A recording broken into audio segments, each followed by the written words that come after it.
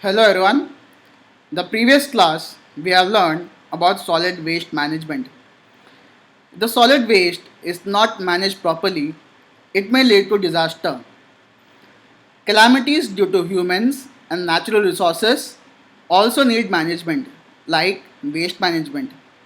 We see that life and property loss happens due to disaster around us. Natural disasters in India may be related to the climate of Indian cause massive losses to life and property. Drought, flash floods, cyclones, avalanches, landslides brought by the torrential rain and snowstorms pose the greatest threat. Disaster management means united action of execution with the help of good planning, organized action, and good coordination.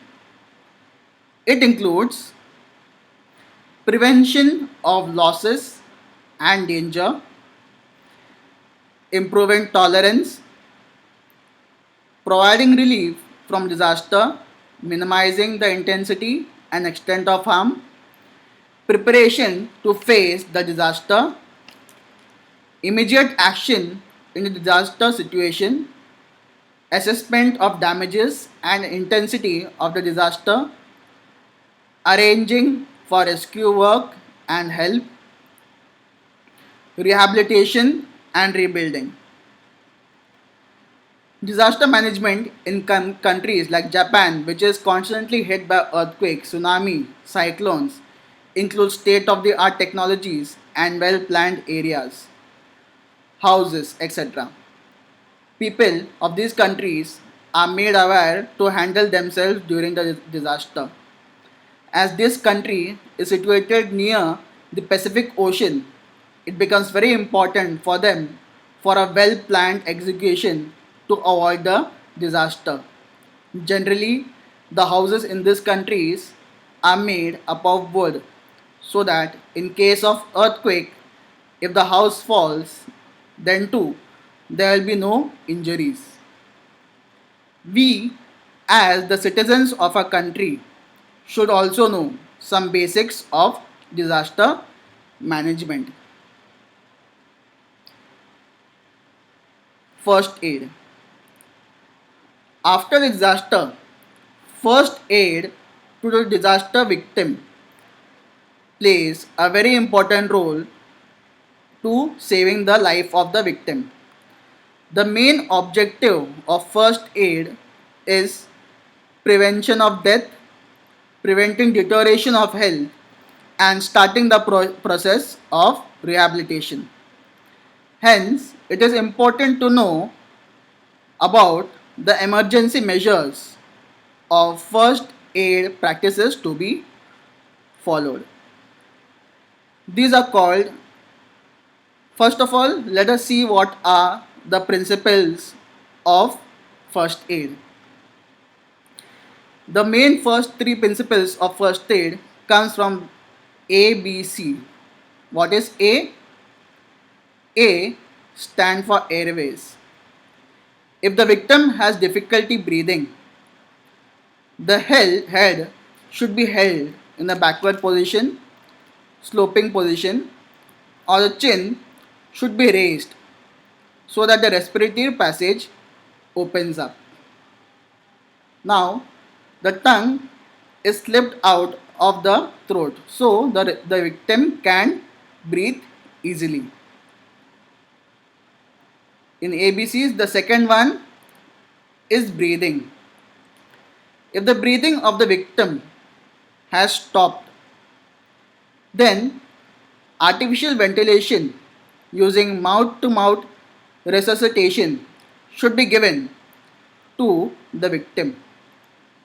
In this case, either if you are not comfortable with direct mouth to mouth resuscitation, there are many ways to do it. Like you can keep a mask and then give the breathing a ventilation to the victim, or you can keep a cloth near the mouth and then give the ventilation to the victim. The third one is very important, that is circulation. If the victim is unconscious, then after giving mouth to mouth respiration twice, the heart should be pressed down hard by pressing the chest with both the palms, as you can see in the animation. These two actions should be repeated alternately about 15 times. This is called as cardiopulmonary resuscitation or CPR. So CPR stands for cardiopulmonary resuscitation. It helps to bring the circulation back to normal. Other type of disaster management may include stopping of bleeding. If the victim is injured and bleeding through the wound, then the wound should be covered with an antiseptic pad and pressure should be applied on it for 5 minutes with either thumb or palm. It is important that bleeding should be stopped. Otherwise, if the vein or arteries are damaged due to disaster, the life of the person is in danger. Therefore, it is better to stop the bleeding and stop the flow of blood in that area. Next is fracture and impact on vertebrae. If any bone is fractured, it is essential that the fractured part is totally immobilized. It can be done with the help of available wooden rods, batons or rulers. It is to be advised that the fractured part should be immobilized because the bones may cut through the veins and the arteries present in the legs or bone area. So to avoid that, it is very important to immobilize the part. If the fracture is related to the vertebral column, the patient should be kept immobile on a firm stretcher. In case of burns, if the victim have burn injuries, it is beneficial to hold the injured part under clean and cold water for at least 10 minutes because it may help to lower the temperature of the place and also the skin of the place may start to come out. It is not advised to put cold ice on the burnt area. This may cause sudden irritation and inflammation on the burnt area. The other very important first aid technique which includes RICE, RICE. In this is for the injuries like sprain, twisting and contusion. The RICE remedy should be applied. First, R, which stands for rest. Allow the victim to sit in a relaxed position. Let the injured part or sprained part be in a relaxed position. Second, in the sprained part or whether a twist, apply ice, which will help to reduce the sprain and improve the blood flow in the area. Third is compression. After the ice pack treatment, the injured part should be massaged gently. Last is elevate, which stands for E. The injured part should be kept in a raised or elevated position. Now, sometimes there are cases where the injured person may not be able to move, and if the case is of vertebral column or broken bones or, or broken spine or head injuries, there are chances that the way we treat the patients or victims at that point may cause be a thread between the life and death. Like if the person is have a head injury and without knowing that he is having a head injury, you start to remove the biker's helmet, there are chances that the biker may feel more pain and he can also go to coma. So instead of taking under actions, better we learn how to handle such situation. It is important to note that in such case of head injuries, better not to remove the helmet and take the patient directly to the doctor using some of the methods that has been shown over here. The first method is cradle method. This kind of method is useful for children which are underweight and patients which are underweight. It is like carrying a small children in both the hands. Second is carrying piggyback. Useful for carrying patients who are unconscious. Third one, human crunch method.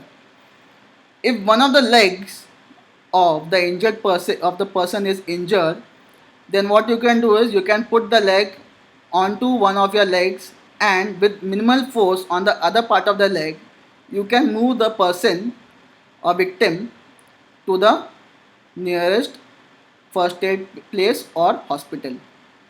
The fourth one is pulling or lifting method.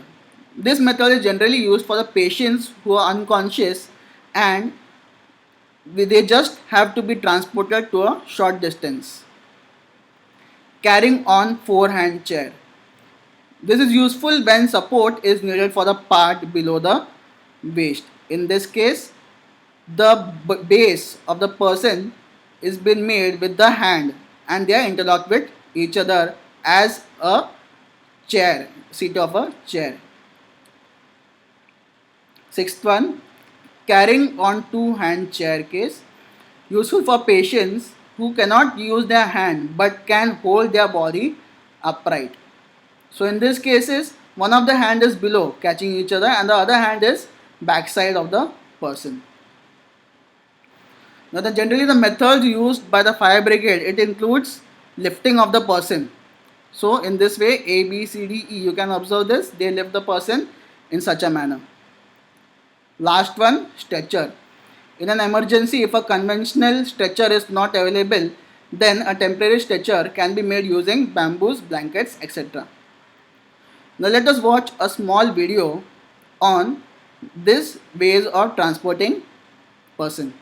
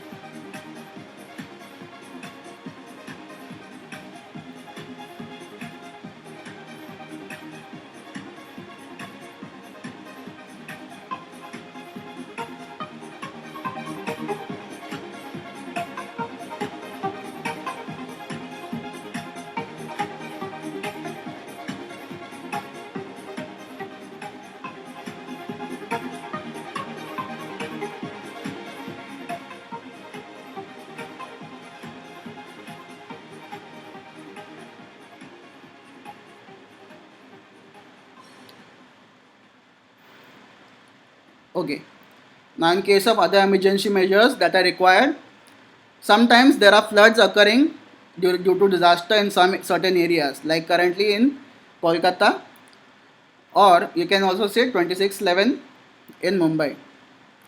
So in these cases during floods, boats, wooden boats, bamboo floats, air-filled rubber tube from a rubber tire are used for emergencies for people trapped in the flooded areas.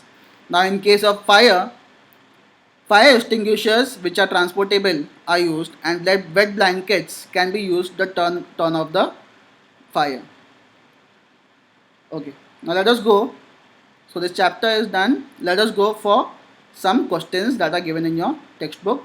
Rest of the questions which are not solved can be found out in the video that you are watching. First question is, match the items in column A with the proper ones in column B and explain their impact on the environment. Now harmful waste, the first answer is harmful waste. The match the column will be radioactive material which are harmful, therefore. Second, domestic waste. Domestic waste is leftover food, vegetables, peel off fruits. Third, biomedical waste. bandages, cotton needles, etc. Industrial waste, chemicals, pigments, ash, etc. Urban waste, glass, rubber, carry bags, etc.